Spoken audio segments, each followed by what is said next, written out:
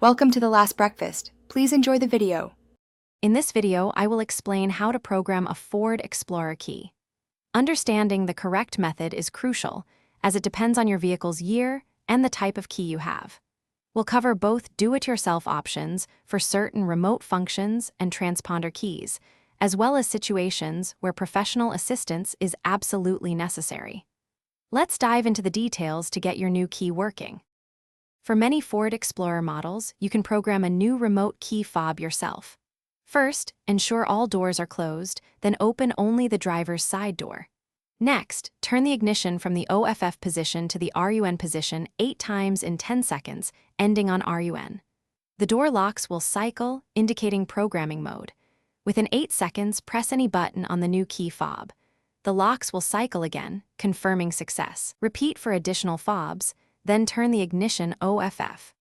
While some keys can be programmed at home, many Ford Explorer models, especially newer ones with smart keys, require professional diagnostic equipment. If you've lost all your keys, a locksmith or dealership must program new ones.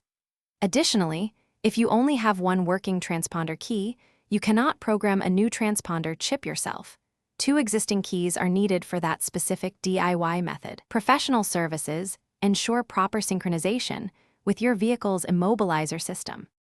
Programming costs can vary significantly. Dealerships typically charge between $150 and $300, while automotive locksmiths often provide services for $100 to $250.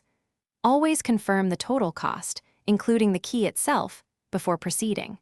Having at least 2 working keys can save you money on future programming. Remember to check the description for a link to fantastic leak-proof, meal prep containers, and other great deals.